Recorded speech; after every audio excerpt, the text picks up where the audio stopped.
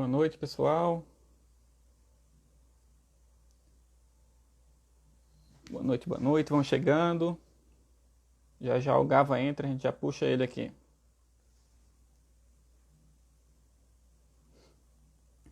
E aí, Hélio? Já estava sentindo sua ausência aqui, não tinha se manifestado. Penúltimo papo de inseto dessa primeira temporada, viu, pessoal?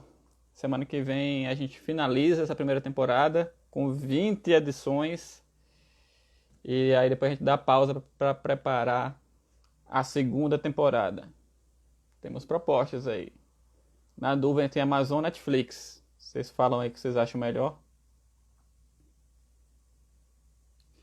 Enquanto isso, estamos aqui.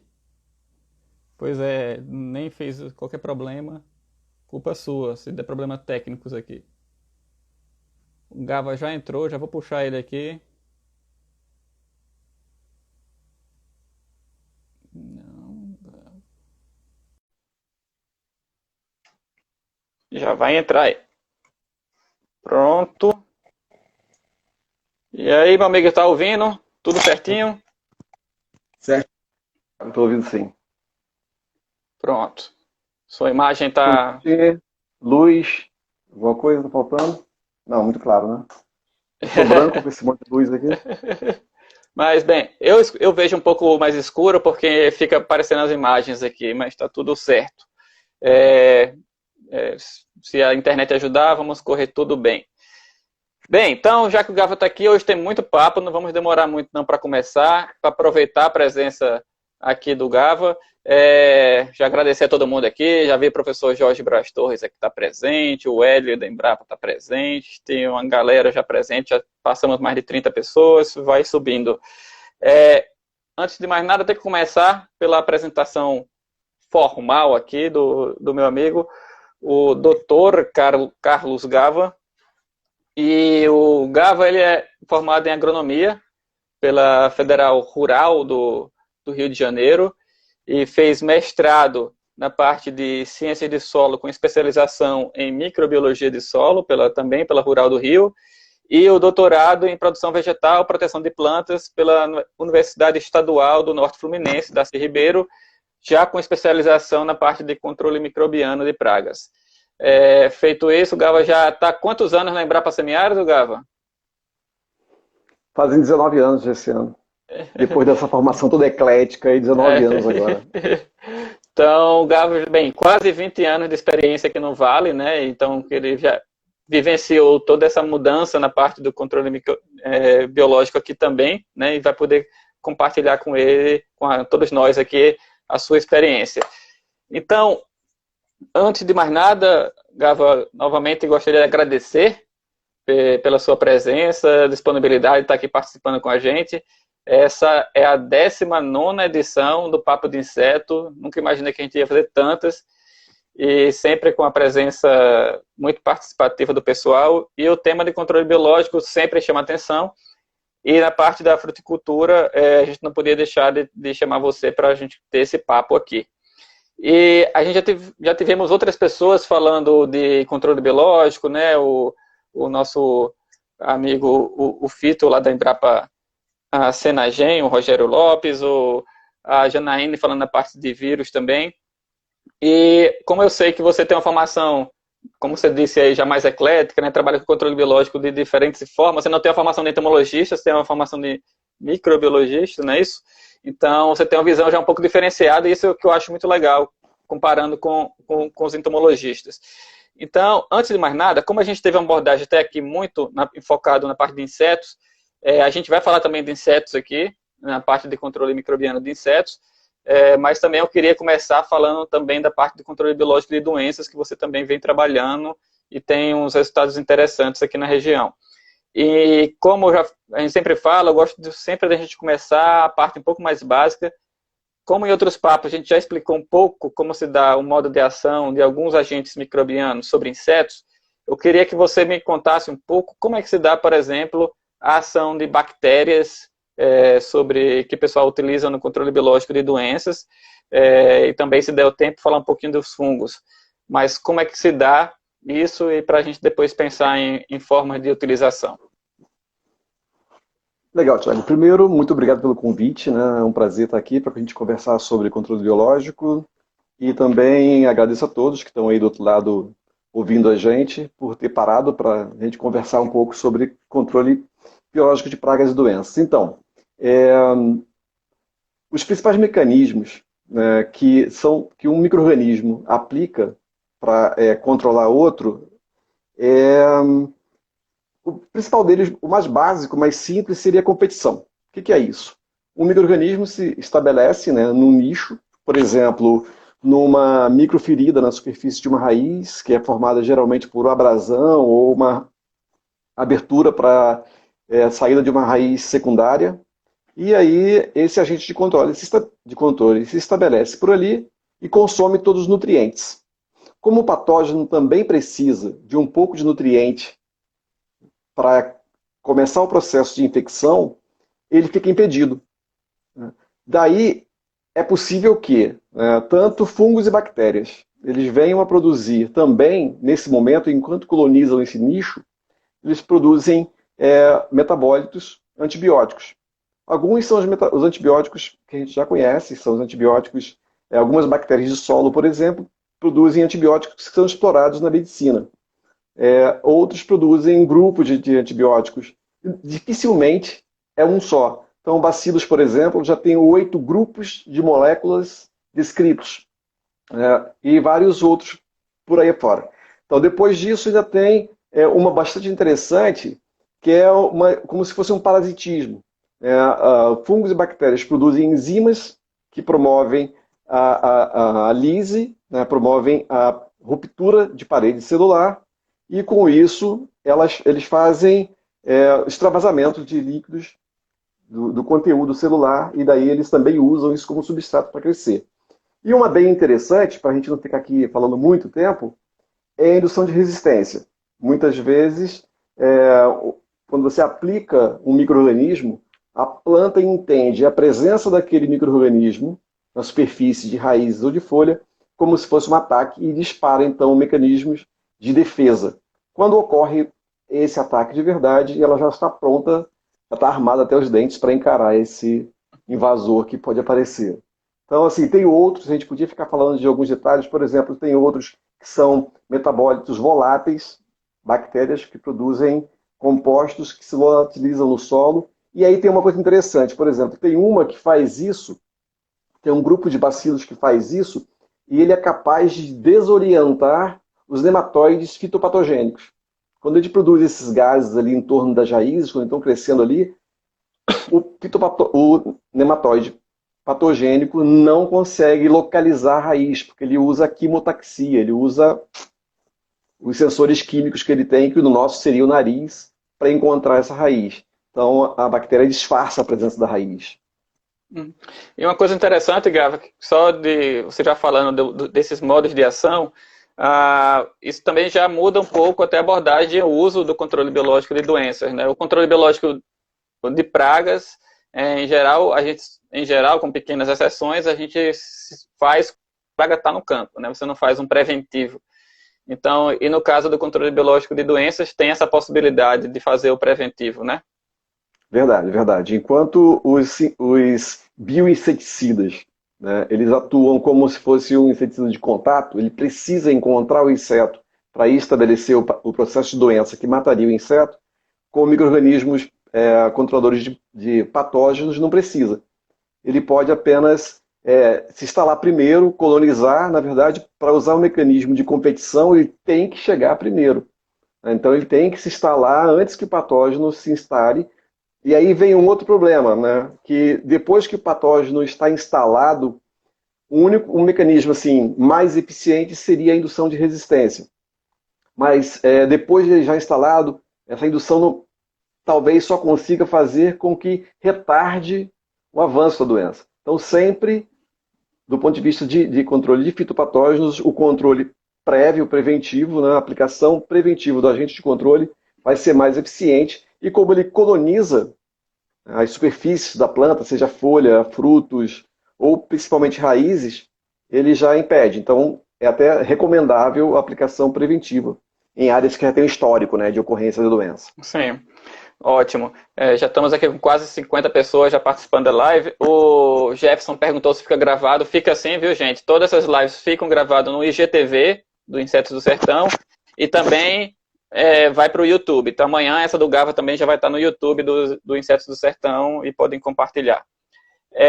Então, bem, legal, tu já deu esse panorama de como age e até como a gente pode utilizar, considerando esse modo de ação desses agentes microbianos. Então, aqui, considerando a fruticultura, em especial aqui no Vale do São Francisco, que a gente está na região, principal região da fruticultura, basicamente brasileira, o que a gente pode falar em relação ao controle biológico de doenças de solo e de parte aérea que se tem hoje na prática aqui? Legal. A gente tem algumas experiências com bastante sucesso já. Hoje, o Vale de São Francisco, ele assim, faz parte já da cadeia de suprimentos de produtos biológicos no Brasil inteiro. A maioria das grandes marcas que são comercializadas no país são comercializadas aqui, e aí o pessoal tem bastante coisa à disposição. De patógeno de solo, eu acho que um que sempre causou problema, sempre assusta todo mundo, é o fusário, né? Então a gente tem aqui fusário na bananeira, no maracujazeiro, principalmente, é bem complicado. Então, o mal do Panamá, a gente fica até restrito a algumas variedades de banana apenas, por causa do problema do mal do Panamá. No maracujá é um problema, né, o Fusarium passiflora, Fusarium oxysporum, forma especial passiflora, é nativo aqui da região. Então, conforme começa o cultivo, a população no solo começa a aumentar e a gente começa a ter problema. E são patógenos. Os patógenos de solo são bem complicados, porque os fungicidas convencionais não funcionam. A gente tem vários problemas, porque, os colóides dos solos, a argila, a matéria orgânica, né, daí que foi bom ter feito lá o mestrado em ciências do solo, eles absorvem esses compostos e não deixam que eles atinjam o alvo, que seria o patógeno. Exceto em pouquíssimos casos que alguns desses fungicidas vão ser sistêmicos, vão ser absorvidos pelas raízes, mas na maioria dos casos, mesmo esses sistêmicos acabam ficando adsorvidos aos colóides e perdem a ação. E, como tudo na natureza, uma parte dos metabólitos, né, desses princípios ativos, são capazes de matar um grupo de fungos, para outro grupo de micro-organismos ele pode ser nutrientes. Então, eles são usados, então ocorre um processo também de detoxificação, esses compostos são alterados e aí no solo não funciona. Tanto que os primeiros trabalhos com controle biológico, assim, um nicho comercial com controle biológico sempre encontrou, foram os patógenos de solo. Então, quais os agentes de controle biológico que são utilizados para isso? Beleza. Tem alguns, mas entre os fungos, as várias espécies de tricodermas, são bastante eficientes, são capazes de usar diferentes mecanismos, tanto de colonizar a risosfera ali e fazer aquela competição, como de produzir antibiótico, e eles são parasitas. Esse grupo de fungos, assim como outros, Griocladium e outros, são fungos muito eficientes porque eles são capazes de sobreviver no solo colonizando restos de cultura, restos de matéria orgânica. E aí eles são capazes de eliminar, então, parte do inóculo que é aplicado. Então, se a gente tem, no caso que acontece com soja e outras culturas, e hortaliças também, claro, o pessoal aplica o tricoderma, ele ainda vai eliminar o inóculo daqueles micro-organismos patogênicos que sobrevivem no resíduo de cultura. A segunda coisa, o segundo grande grupo são os bacilos, né? Acho que as primeiras bactérias mais estudadas foram os bacilos. Hoje a maioria dos produtos comercializados para controle de patógenos são bacilos. E aí a gente tem bacilos subtilis, amiloliquefacens, venezuelenses, e tem uns 6 ou 7 espécies que são já produtos muito estabelecidos e muito conhecidos. E uma coisa que eles fazem muito bem tanto produzir antibiótico, ainda tem uma outra grande vantagem, que eles são capazes de estimular crescimento. E aí de várias formas.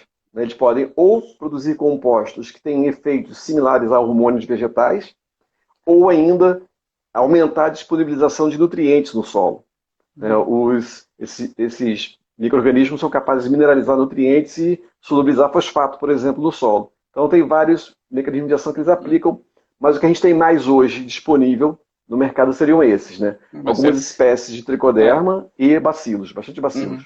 Isso é bem interessante, né, Gabi? Isso é outra área que também está crescendo bastante, né? Começam a pesquisar outras formas de atuação, outros efeitos nas plantas desses micro-organismos, né? Mesmo os fungos, né? Tem estudos já com outros, como Beauveria, Metarrhiza, que a gente conhece principalmente para controle de insetos, e já como que a planta cresce mais, se desenvolve mais, então isso aí já é outra linha bem interessante.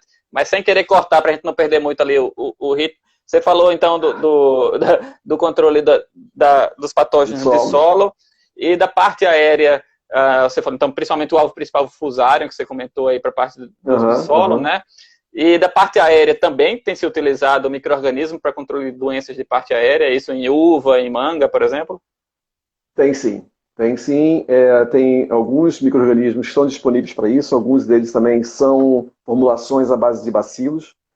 Eles podem entrar numa estratégia de uso, eles podem entrar... O recomendável seria, né, em épocas em que você tem um risco menor, mas você não quer, mas existe algum risco, né, quando você tem baixa prevalência de condições ambientais favoráveis à doença, o que a gente chama de baixa favorabilidade, ou então naqueles momentos que tem uso restrito de produtos. Tem algumas períodos do ciclo em que é muito restrito o uso de produtos, porque senão fica resíduos nos frutos após a colheita. Então, esses produtos são interessantes, tem coisa interessante. A estratégia de uso é que é um pouco diferente daquela, como a gente já falou antes, o micro-organismo, agente de controle biológico, se espera que ele se estabeleça. Alguns desses compostos, alguns desses micro-organismos, eles acabam sintetizando metabólitos com ação antifúngica, por exemplo, que se acumulam durante o processo de fermentação e quando ele é concentrado e embalado, tem uma concentração já bastante alta desses compostos antimicrobianos. Só que o grande negócio é que eles são capazes de sobreviver no solo. Aí vem um outro problema, por exemplo, nós temos condições de clima bem complicadas, né? Uma região de clima mais seco, radiação ultravioleta altíssima o ano inteiro, então a gente precisa dar uma certa ajuda. Então o que acontece? Nós temos, dentro do dossel da planta, microclimas que ajudam, a irrigação ajuda bastante, porque você acaba formando ali, debaixo de uma parreira, de uma latada,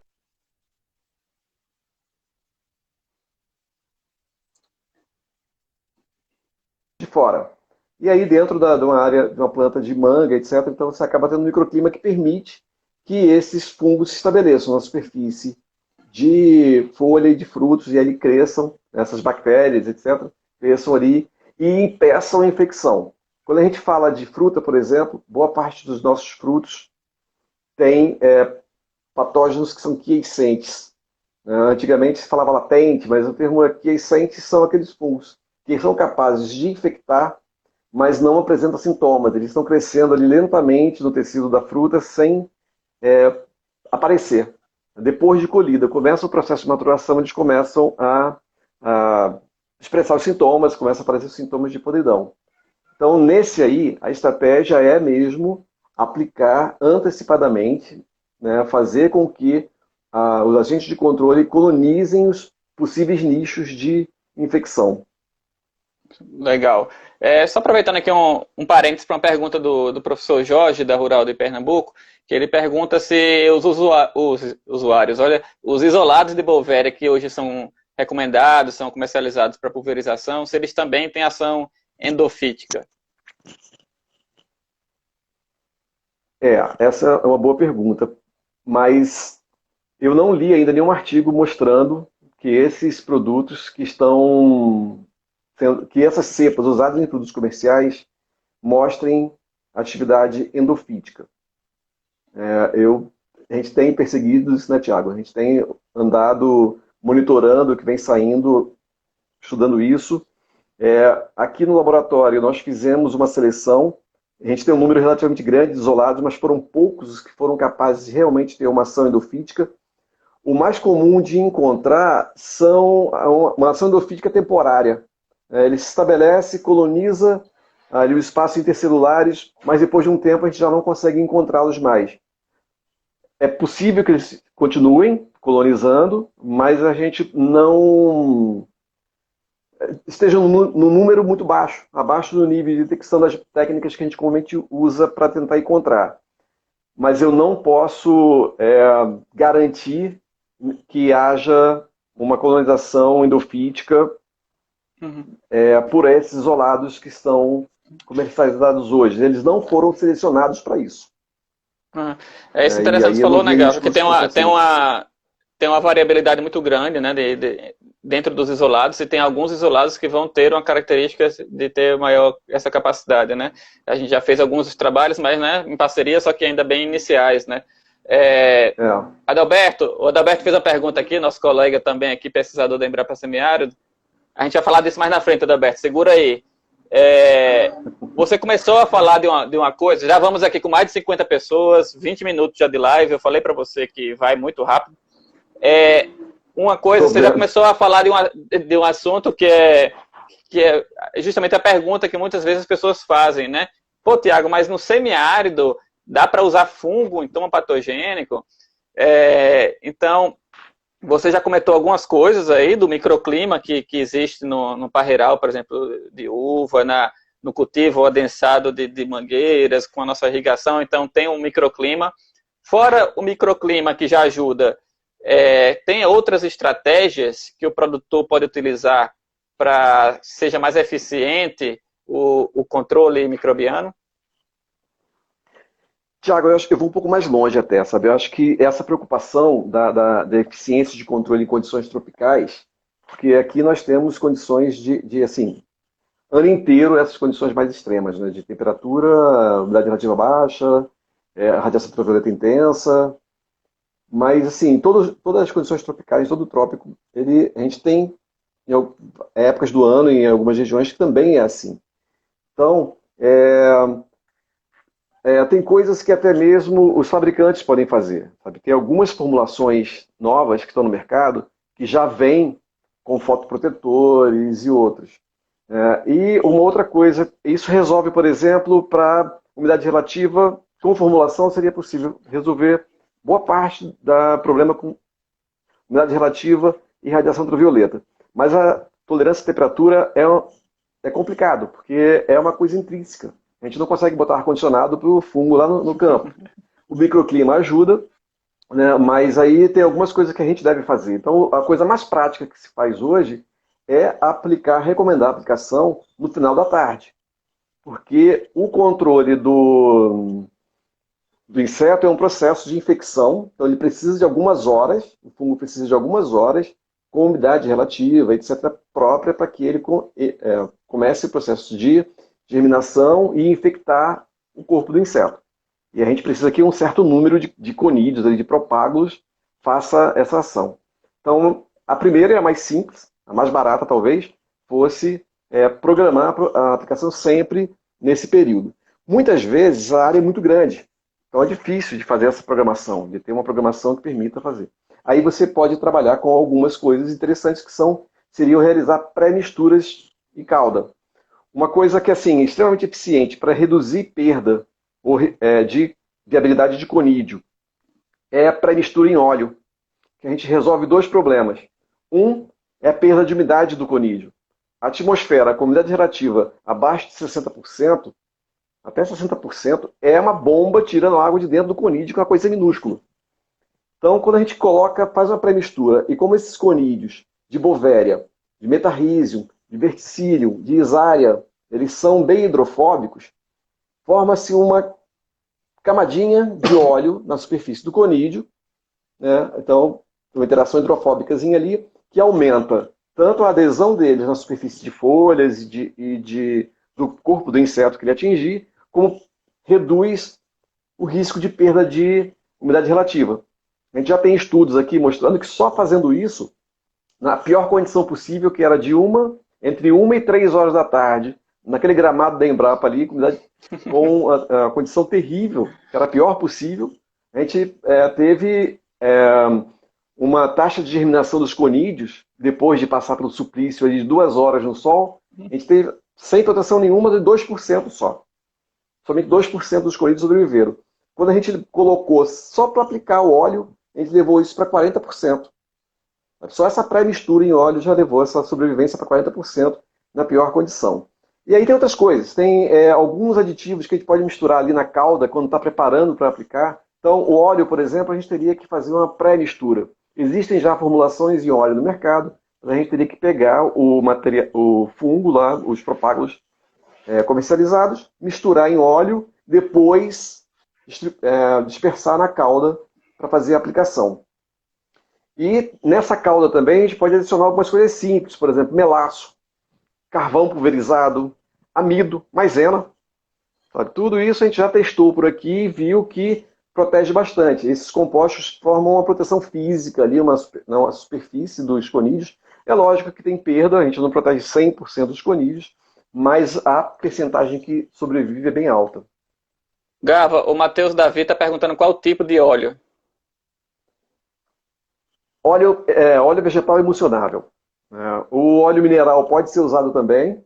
E aí, um cuidado que a gente precisa ter é que o teor de óleo no volume final a ser aplicado depende da cultura. Tem culturas que são muito sensíveis à aplicação de óleo. Então, acima de 0,2%, 0,25%, pode começar a ter fitotoxidez. Então, a gente precisa ter bastante cuidado com isso e tentar se informar primeiro quanto ela tolera. Aí, de repente, muitas vezes, você vai preparar uma calda de 100 litros.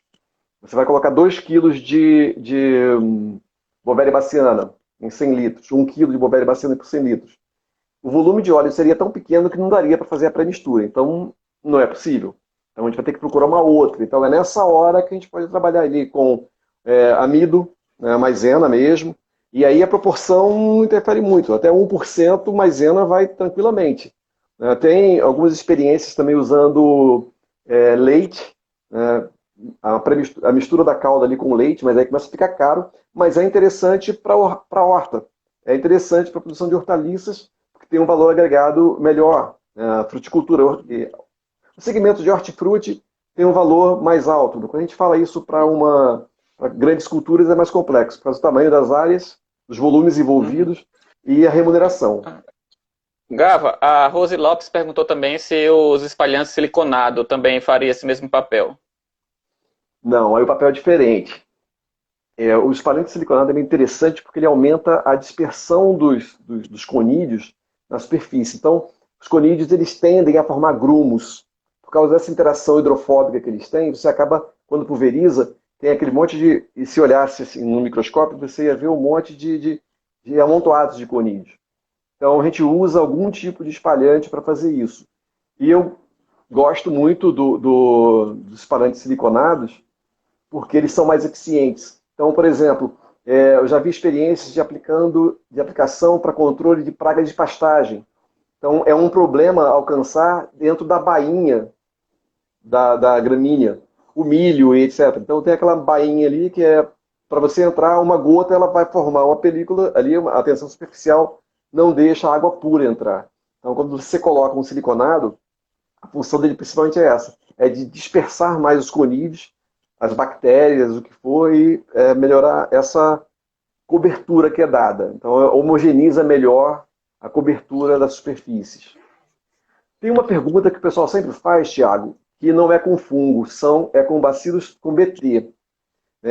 Quando a gente fala quando a gente conversa sobre a aplicação de inseticidas convencionais, a tecnologia de aplicação está bem definida, está bem na cabeça dos produtores. Então o pessoal sabe que tem que fazer, usar uma água com determinado pH, e se a região tem um pH mais alcalino, tem que fazer correção, isso aqui, mas as pessoas não pensam muito isso quando vão trabalhar com agente microbiano.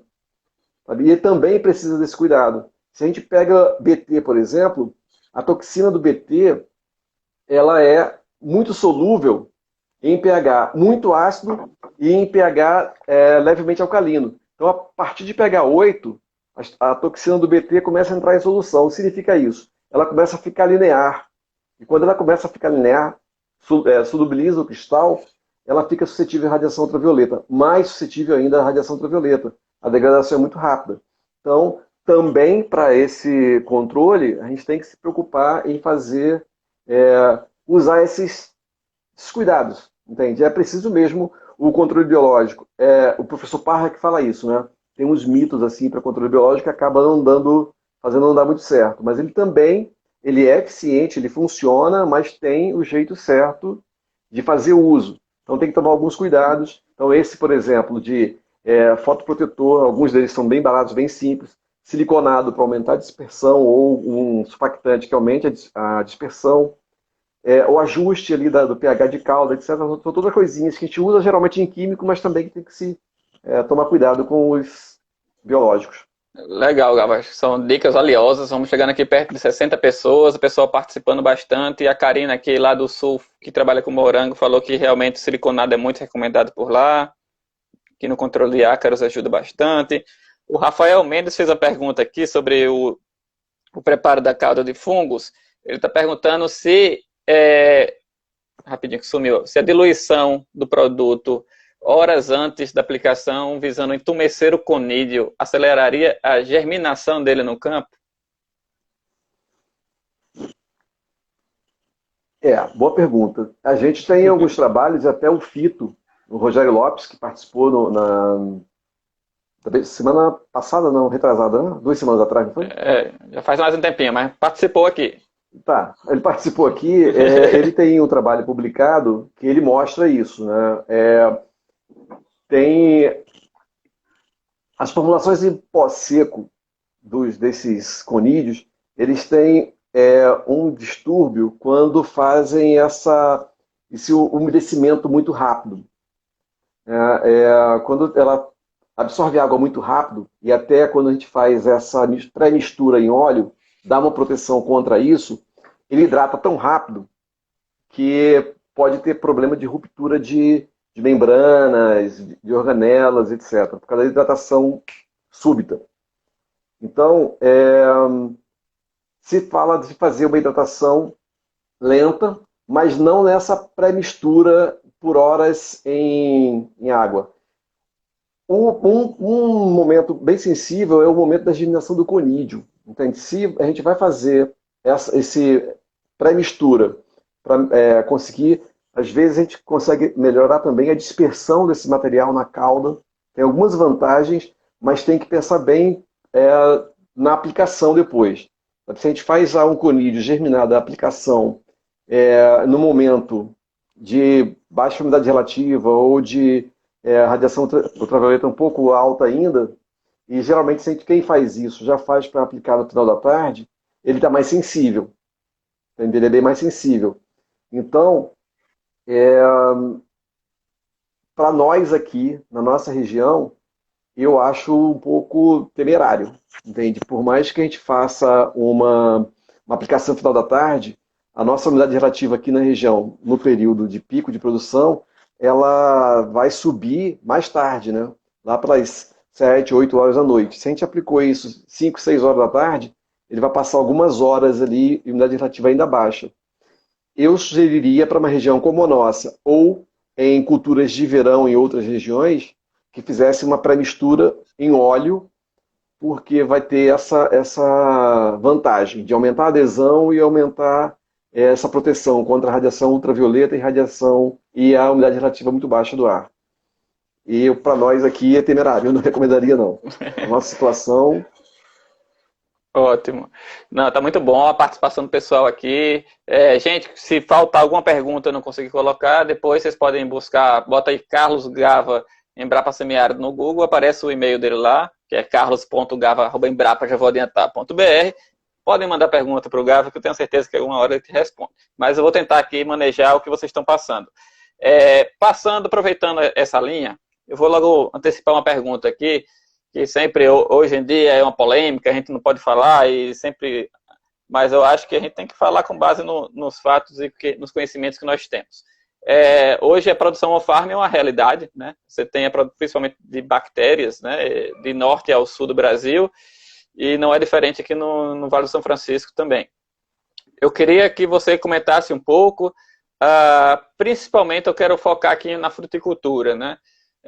Quais os principais riscos, porque você que é um microbiologista, né? Eu sou um entomologista, mas eu, como só um curioso da área, eu fico menos preocupado quando eu vejo questões como soja, como algodão, né? Ninguém pega um algodão e mete na boca lá para comer, né? Mas quando a gente vê aqui nossa produção de uva, por exemplo, né, que as pessoas não têm nenhum, ela já sai e já vai ser embalada, né? Ela não tem um processo de pós-colheita, de limpeza, de nada.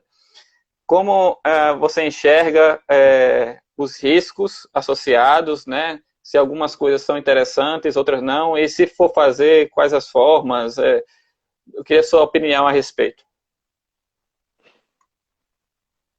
Na verdade, a minha opinião é um risco, né, que há de fazer a multiplicação de micro-organismo errado, então, de contaminação.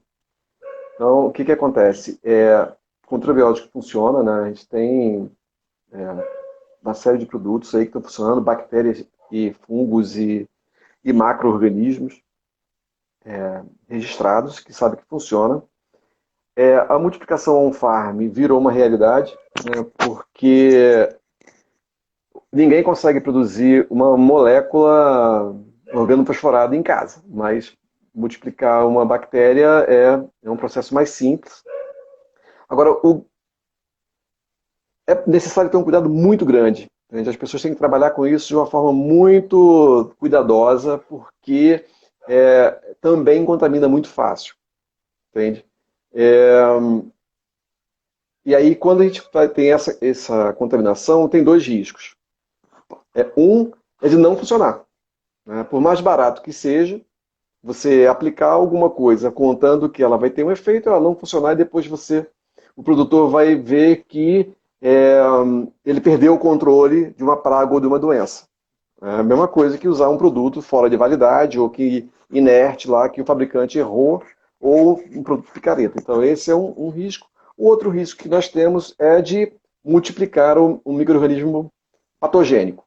Então, se tiver uma contaminação lá por uma salmonela, por exemplo, e alguém depois comer uma baga de uva, vai ter problemas. Então, isso traz um risco muito grande para os produtores, né? Porque hoje o Brasil também já tem um programa de rastreabilidade, que em breve, quando se lê um código de barra ou um QR Code no supermercado, vai saber quem foi o produtor. Então, essas são preocupações. Então, essas seriam as duas grandes preocupações. Uma, não funcionar e perder o controle, né? O custo é muito baixo, tudo bem, mas se perdeu o timing de executar o controle, exercer o controle, e também o risco de contaminar alguma coisa. Então, qual é assim, a orientação hoje? Não é fácil. Sabe? Não pensem que vai ser fácil multiplicar. Tem que tomar muito cuidado na hora de fazer isso. Já tem publicações na internet, a Embrapa tem pelo menos 2 publicações mostrando passo a passo de como produzir esses micro-organismos com boa qualidade, com eficiência. Uma coisa que é preciso conhecer bem o que está se multiplicando. Algumas bactérias são muito simples de se multiplicar. Bacilos, por exemplo, em 24 horas, no máximo 48 horas, ela vai ter uma população imensa, ela cresce muito rápido. Se multiplica muito rápido. O tempo de geração é em torno de 1 hora e pouco, dependendo da estirpe, até menos. A cada 1 hora você dobra a população. Agora, tem outras que não. Tem outras bactérias que vão levar 4 a 7 dias para chegar numa biomassa que é necessária para multiplicar e aplicar. Algumas dessas bactérias, como os bacilos, e é por isso que eles são muitos produtos comerciais, são muito competitivos. Quando você coloca no meio de cultura, a população dele geralmente já é alta quando as pessoas fazem inoculação, ela vai crescer bem e vai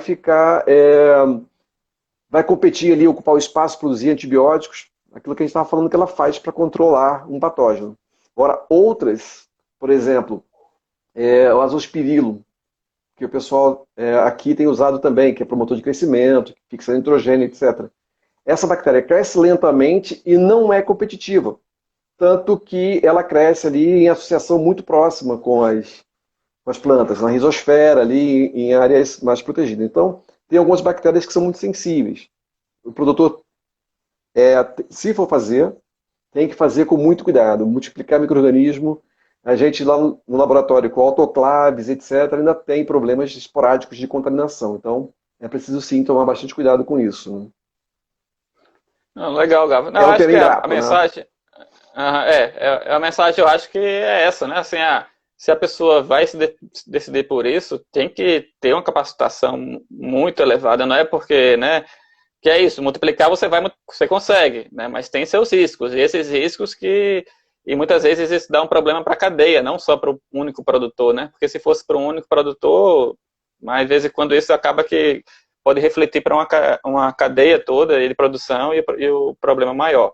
Então, assim, quem quer ir para esse lado tem que buscar conhecimento, capacitação e estrutura adequada para isso, né? Acho que, Adalberto, eu respondi essa pergunta, eu acho que você fez mais cedo, então tá aí.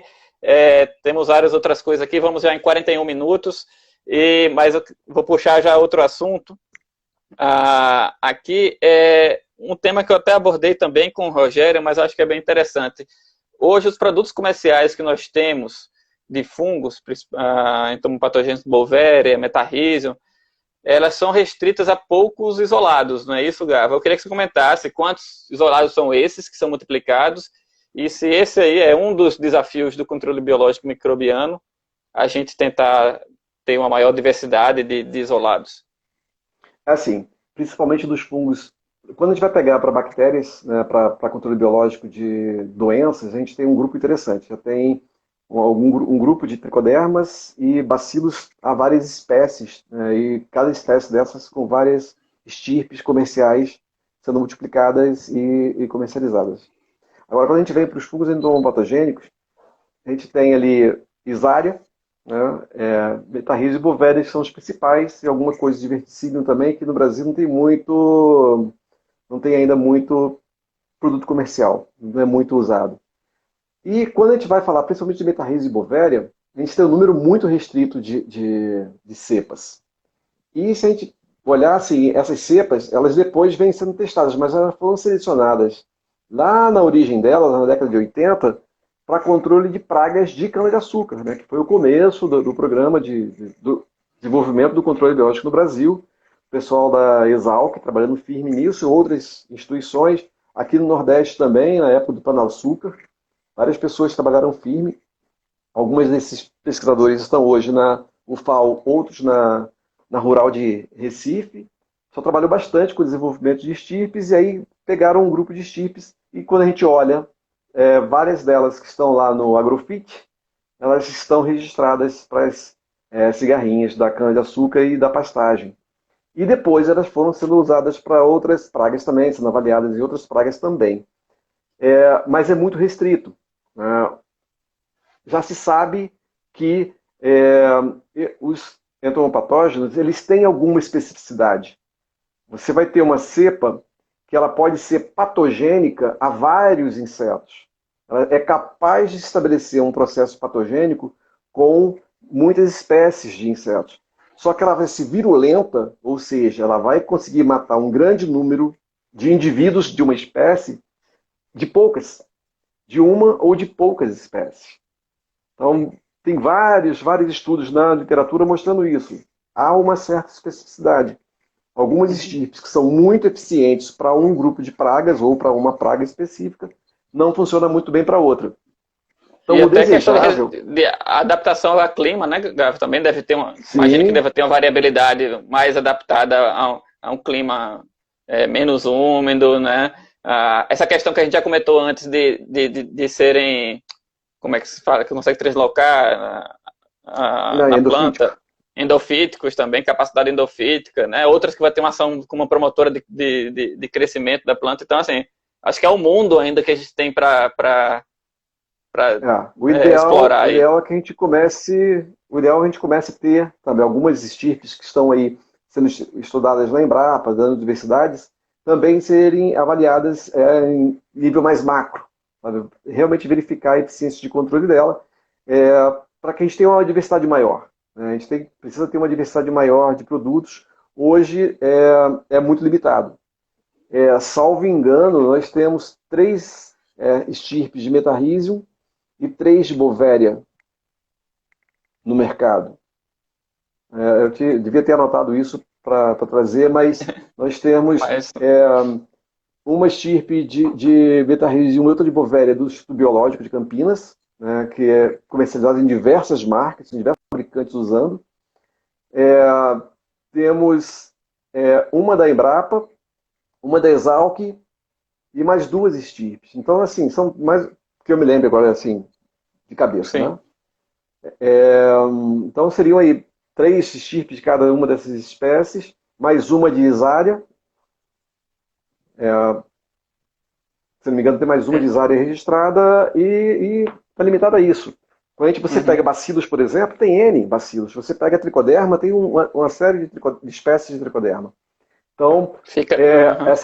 essa variabilidade de tolerância, ambiente, até mesmo uma coisa, interação tritrófica. Tem plantas como a uva mesmo, a videira, ela tem muitos polifenóis. Então, um sugador de videira, uma empoasca lá, uma cigarrinha verde da videira, ela pode acumular polifenóis na hemolinfa. Sabe? E aí, estou já imaginando um novo projeto de pesquisa, tá? Mas isso aí seria uma interação tritrófica entre a planta, o hospedeiro, a praga e o fungo. Então, isso tudo também interfere na eficiência de controle Uhum. depois. E fica aí até a dica, né, para a meninada, pessoal empolgado aí com criação de empresas e tudo. Eu acho que isso também é um nicho de mercado para quem está querendo começar uma pequena microempresa. Ele pode pensar em comercializar agentes de controle biológico mais adaptados para a região. Então, se conseguir selecionar uma bovéria, um metarrhizium, por exemplo, ou outros fungos que sejam mais adaptados aqui ao semiárido, por exemplo, ele vai se destacar, o produto dele se diferenciar em relação a outros produtos que estão, né? Então, isso é interessante. E a gente tem, né? A gente tem bastante coisa com isso. Se quem começar a estudar o assunto, quem quiser, por exemplo, empreender e criar uma empresa na área, começar a estudar o assunto, começar a ler uma série de dissertações e teses, artigos publicados na região, vai mostrando assim a exploração de diversas coleções de micro-organismos que há nas instituições, né? A Embrapa tem uma coleção imensa de micro-organismos. Aqui na nossa unidade, entre os pesquisadores que trabalham com microbiologia, na fitopatologia, no controle biológico, na micro do solo, lá com o Paulo Ivan, tem mais de 2.000 bactérias. Tem vários isolados de várias espécies de tricoderma e tudo assim aqui da região. Então a gente tem bastante coisa agora. Então tem esse espaço, né? Tem esse espaço para começar, para explorar essa diversidade que a gente tem aí. Sim.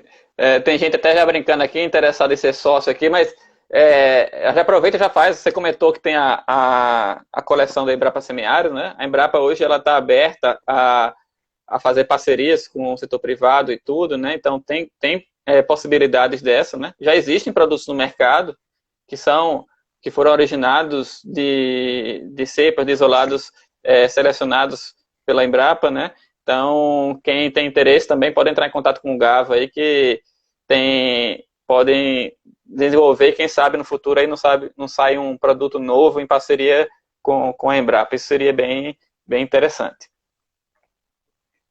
Gava, vamos já aqui em 49 minutos. Eu queria... Tem um assunto aqui, a gente passou, acho que eu pulei uma, porque até a Bia está aqui, que participou da nossa live recente, que foi um sucesso com Mosca das Frutas, e vocês fizeram um trabalho em conjunto, ela também falou rapidamente por cima lá, que eu queria que você também falasse, porque eu achei muito interessante. Uma abordagem diferente, pelo menos aqui para o Vale do São Francisco, de uso de controle microbiano via irrigação. Eu queria que você falasse rapidinho, porque o tempo não é muito, mas que você comentasse qual foi essa estratégia utilizada para o controle de Ceratites captata, né? Legal. Ceratites, né, as moscas das frutas todas têm uma fase do desenvolvimento dela que se dá no solo, né? São as pulpas, ela empulpa, ela sai do fruto e vai para o solo. Aí a Bia é capaz de explicar melhor do que eu essa biologia aí dela. Então, nesse processo durante essa fase de pupa, ela não tem quase inimigo natural nenhum, tem pouquíssimos inimigos naturais e está protegida de qualquer coisa que a gente possa fazer. Então, qual foi a ideia? Então já vamos deixar o fungo lá no solo esperando por ela. E a gente fez os primeiros testes em laboratório usando colunas de solo, né? Construímos as colunas de solo. Tem algumas pessoas aí que acompanharam esse trabalho, que estão me ouvindo hoje, participaram desse trabalho, foram estagiários e bolsistas naquele tempo.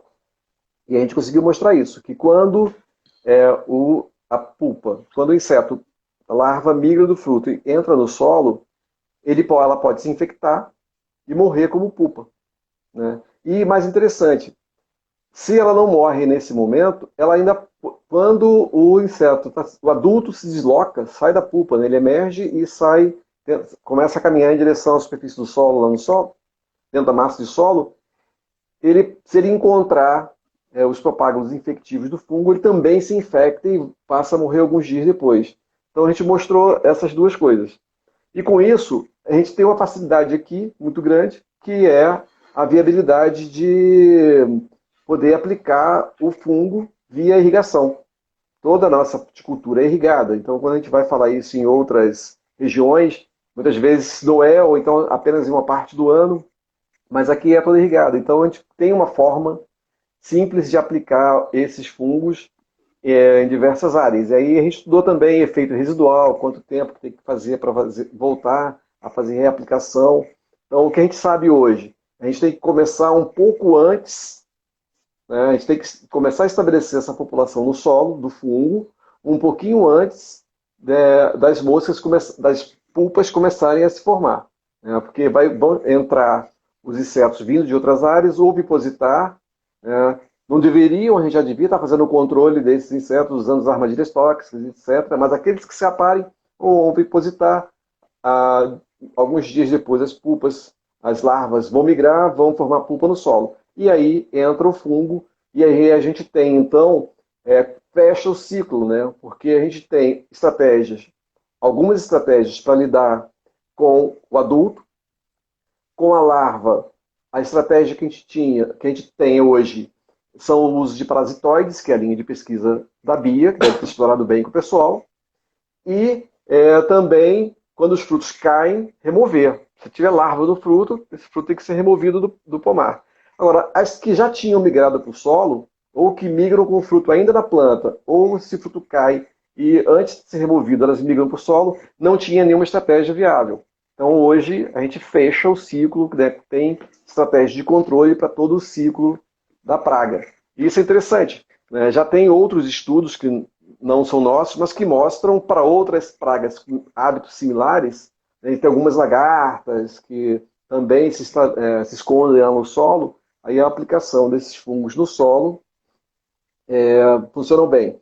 Para áreas que não são irrigadas, tem a estratégia de usar formulações granulares, né? Tem as formulações que são em grânulos, que podem ser aplicadas à superfície do solo, e a própria chuva vai carrear isso para dentro do solo. Mas para nós, mais eficiente são as formulações dispersíveis em água, né? Ou com molhável, ou formulação já líquida, que pode ser dispersada e aplicada facilmente.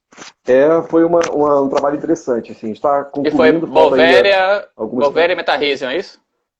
Bovéria metarrhizium. A gente chegou a usar Isaria, na época ainda era Pecilomyces, mas a gente chegou a testar Isaria, mas os melhores foram alguns isolados de Bovéria metarrhizium.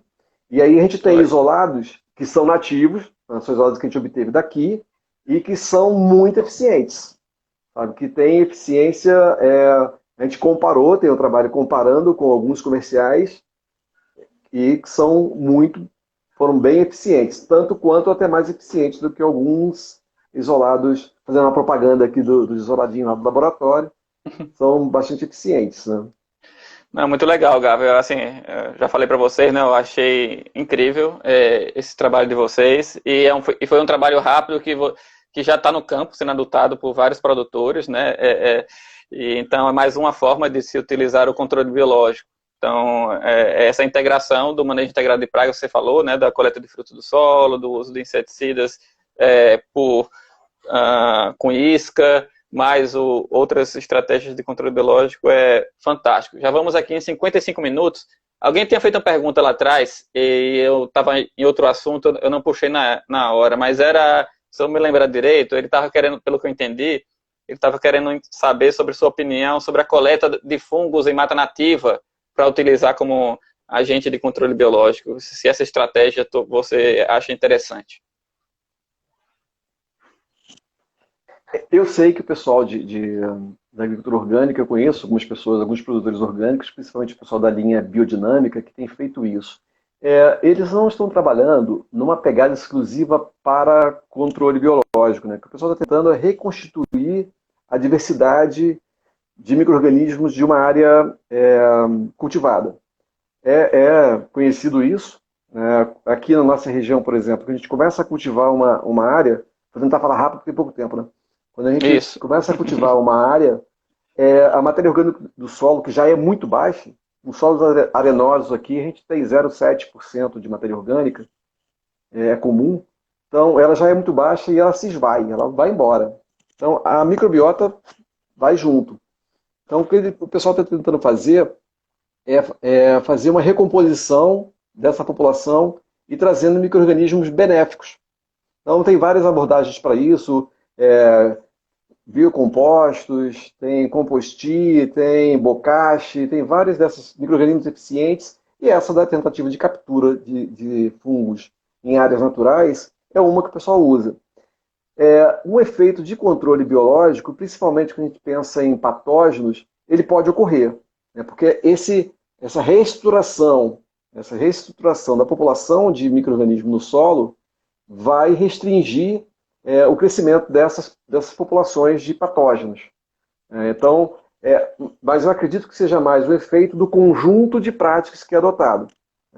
Esse manejo orgânico, a produção orgânica, ela tem como preceito o uso de bastante matéria orgânica e ainda, além disso, trazer esses micro-organismos de regiões no entorno de áreas naturais para dentro do sistema de produção.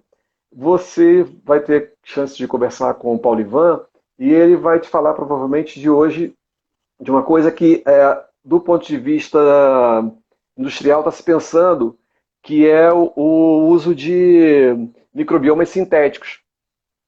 De tentar recompor também essa microbiota do solo e trazer, então, micro-organismos que são conhecidamente benéficos para as plantas. O pessoal da orgânica já faz isso há muito tempo, dessa outra forma. Então, áreas nativas, a área com vegetação nativa tem uma diversidade maior, então o pessoal tenta trazer. Então, acho que seria um efeito do conjunto sobre a ocorrência de pragas e doenças do que só a introdução dos fungos. Legal, Gava. Já vamos com 58 minutos. Todo mundo elogiando aqui a participação, falando que foram informações bastante aplicadas e úteis, né? Realmente, a gente teve um envolvimento aqui, muita gente trazendo dúvidas realmente de quem está no campo e utilizando o controle biológico. Então, acho que foi excelente aqui. Está todo mundo elogiando. Você tem um fã-clube grande aqui.